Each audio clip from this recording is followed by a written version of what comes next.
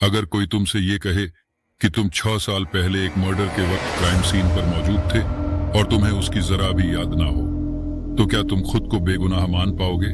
क्योंकि इस केस में आरोप लगाने वाला कोई इंसान नहीं था। आरोप लगाने वाला गूगल मैप्स था। एक एक्सीडेंटल स्क्रीनशॉट, 38 मिनट की लोकेशन हिस्ट्री और वही जगह जहां एक लड़की की लाश मिली थी। सबूत गूगल के पास था और आरोपी के पास अपनी ही यादें नहीं थी।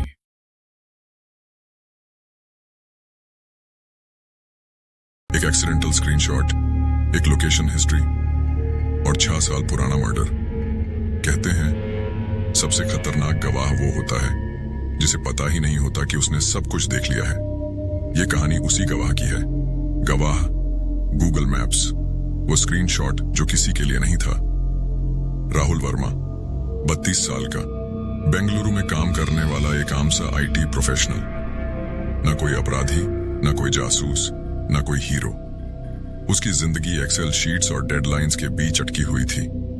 एक शनिवार की रात वो अपने पुराने मोबाइल की गैलरी साफ कर रहा था।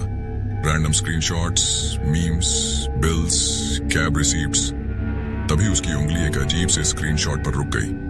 वो स्क्रीनशॉट गूगल मैप्स का था। 12 सितंबर 2019 रात के ठीक 11:45। चिक्कबनावर, बेंगलोर के बाहरी इलाके में एक सुनसान प्लॉट। राहुल के दिमाग में तुरंत सवाल उठा, मैं वहां क्या कर रहा था? उसे साफ याद था, 2019 में उस रात वो अपने पीजी में था, नेटफ्लिक्स देख रहा था। उसने स्क्रीनशॉट जूम किया। मैप पर एक लाल डॉट था और उसके बगल में लिखा था, you stayed here for 38 minutes. Rahul को हल्की सी सिहरन हुई। 38 मिनट, इतनी देर वो किसी अनजान वीरान जगह पर क्यों रुका? लोकेशन हिस्ट्री झूठ नहीं बोलती। राहुल ने गूगल मैप्स खोला। Settings, location history. उस रात का पूरा टाइमलाइन सामने था। 11:42 PM, cab dropped you. 11:47 PM, location active. 12:25 AM, location inactive. Cab number भी दिख रहा था। अब उसके माथे पर पसीना था। ये कोई ग्लिच नहीं लग रहा था। उसने कैब बुकिंग हिस्ट्री चेक की। कैब थी, लेकिन डेस्टिनेशन उसका पीजी नहीं था। डेस्टिनेशन वही, सुनसान प्लॉट। उस पल राहुल को महसूस हुआ, ये मेरी यादों और डेटा के बीच की लड़ाई है, और डेटा जीत रहा है। 6 साल पुरानी फाइल। राहुल ने क्यूरियोसिटी में उस लोकेशन को गूगल पर सर्च किया। रिजल्ट आया, अनसॉल्व्ड मर्डर केस, 2019 पीड़िता Nidhi Malhotra, 26, profession journalism intern. Body मिली थी उसी खाली प्लॉट में। Multiple head injuries. हत्या का समय 11:45 PM, 12:30 AM। राहुल की सांस अटक गई। समय, जगह सब मैच कर रहा था। केस फाइल बंद हो चुकी थी। एविडेंस नहीं मिला, सस्पेक्ट नहीं मिला, और अब उसके फोन में सब कुछ मौजूद था। एक्सीडेंट या एविडेंस? राहुल को याद आने लगा, 2019 में उसने एक अननोन नंबर से कॉल उठाई थी। एक लड़की की आवाज, प्लीज कैब कैंसिल मत करना, मैं रूट में बदल दूंगी। उसने बिना सोचे कैब अलाउ कर दी थी। फिर शायद नींद या शराब के कारण उसे नींद आ गई। यही कहानी और भी डेंजरस हो जाती है। राहुल को खुद नहीं पता वो वहां था या नहीं, लेकिन गूगल को पता था। उस एक्सीडेंटल स्क्रीनशॉट का कारण भी साफ हुआ। उस रात उसका फोन पॉकेट में अनलॉक हो गया था, मैप्स खुला था और उसने ऑटो स्क्रीनशॉट ले लिया था, बिना किसी इरादे के।